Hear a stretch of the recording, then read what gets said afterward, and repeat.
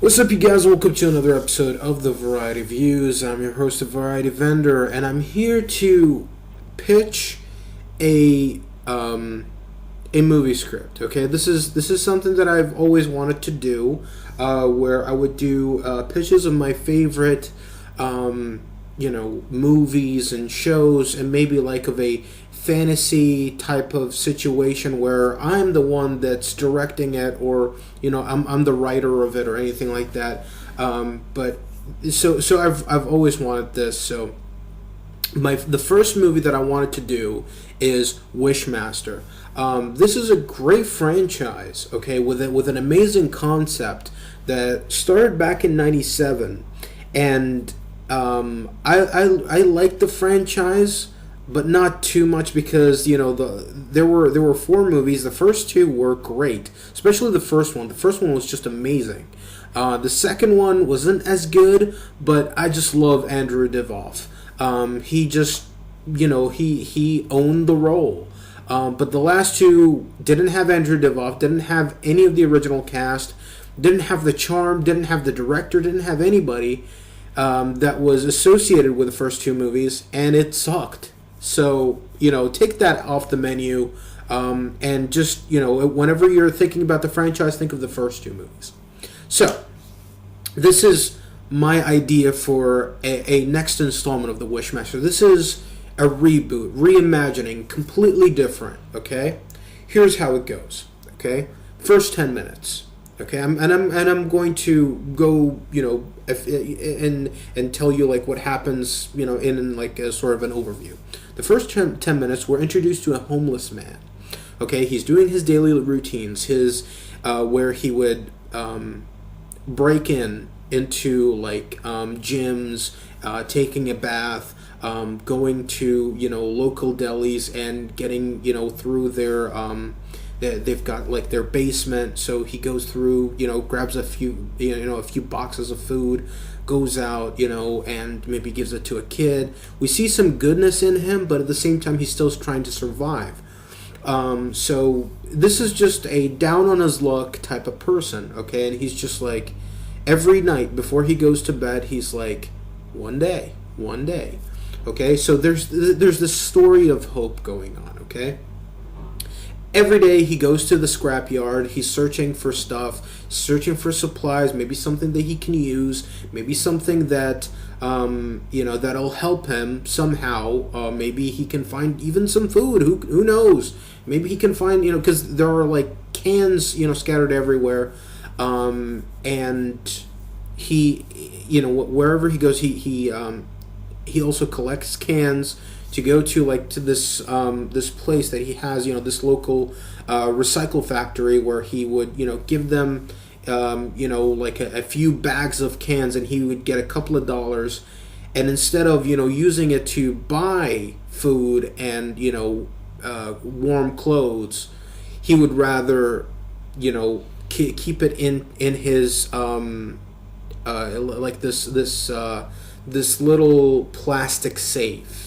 So he would put it in there, and every night, he would have a few dollars, and he would save and save and save. And every night he's always being harassed by, construction workers who are, pretty much re-innovating the area that he's in. So every night he's looking for a different place to sleep. One night, those construction workers are, they just got their salaries. They're going out there partying and everything, and he's like, oh fuck. So he knows he's going to, he's going to have a bit of a hassle of a day, and he comes across them. He's got his plastic safe. He's got his little a little shopping cart, and of course, being the assholes that they are, they would push it aside, and they would look at us, they're looking at him, and they see the little plastic safe is like, what the fuck is this? They grab it from him. He's trying to get it back. They throw it, they throw it on the ground, and then they step on it, they break it, and they see, oh, holy shit, this guy's got a lot of money. And they take it from him. He tries to take it back, gets beat up, and they walk away. and he, sees, a couple of pennies, and he, holds them close as, as he's just, tearing up, and he's got, blood around his face. So then he goes to the scrapyard, and he's got like a busted lip, he's got, this bruised up eye, and he's like, just, so pissed off, and he's trying to get some stuff, trying to get some, pull, like, a rope, because there's this huge thing that is blocking his way from finding more stuff, because there are a lot of stuff buried underneath. But he's got busted up ribs, he's trying to get to it, until finally this thing just falls, but it falls right beside him. Like, we think that, oh my god, he's dead, but no, it falls right beside him. And then he gets up, and then he sees this little shiny thing in the rubble. Goes and gets it, and he rubs it, and, cleans it off, and he's like, what is this? So he cleans it off, and then he sees, like, there's this little dot in it. It looks like, because it's like this big, as big as his palm, so it's like a baseball of a gem. But he sees, like, there's, like, what is this? Is there like a roll of quarters in there? It looks like there's some money inside. So let me break it. So he tries breaking it. He tries and tries and tries. He couldn't. Then he finds, something around, like a dumbbell, like a big metal, 15-pound dumbbell. Grabs it and starts smashing it until it cracks and cracks and cracks, and then breaks up, and then the gem just disappears. And he's like, where did it go? And then he hears, like, this hissing noise. Turns back, and there's this giant light that's because it's dark, it's like midnight, and this giant red light just, flashes onto his face. And, we see the little twinkle in his eyes, and boom, there is the title screen, The Wishmaster. So we've set up the idea of this homeless guy. We've set up the assholes of the piece, and also there's this thing, there's this creature that might get him, revenge on those guys. So this is the whole movie. The entire movie is about, this shapeshifter, this wishmaster, this genie, this very demonic genie, that whenever our protagonist, we'll call him Adam, whenever he asks for something, there's always a catch. And sometimes he gets into it, sometimes they even forget about the wishes, because this shapeshifter then, decides at one point, because, it looks absolutely grotesque, it turns into a beautiful woman.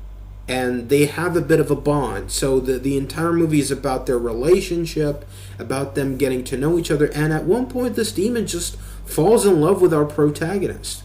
And at one point, our protagonist, because they get into a little bit of fight, because our protagonist just doesn't, Adam just doesn't like her. He just doesn't feel the same way for her. He just find her fun and enjoyable enjoyable company, but he just doesn't love her. Actually, he loves somebody else. And so there's like this clash going on where the demon is a little bit jealous about things, and tries to twist Adam's arm to the point where Adam has to wish his way out of that situation. So, and of course, there's that idea of, like, there are 3 wishes. So there's that holding, above his head. And of course, at the very end, we have, Adam finally finds a way, in bringing the Jinn back into the gem. Finds a way somehow to get that Jinn entrapped into that gem. I want to elaborate more about this, but I just don't want this to be a really long video and bore you to death about this. But hey, if you're interested, I can do a much longer video on that. But this is one of the things that I've always wanted, to do, and this was just a test run just to see if it works out, if anybody really cares about this. But anyways, like I really enjoy, throwing, ideas out there and see what sticks, So that's my idea, Wishmaster. I would give it maybe like a subtitle, maybe like a little thing that goes with Wishmaster, something more, maybe Wishmaster, Jinn, maybe evil, for the love of evil, or something like that. I don't know, or love is evil, or I don't know, maybe something along those lines. Love is evil, or something like that. I don't know, but yeah, that's my idea, and yeah. With that being said, rate, comment, favorite, happily subscribe, share with your friends, share with everybody, and check out my next video. I'll be talking about something else.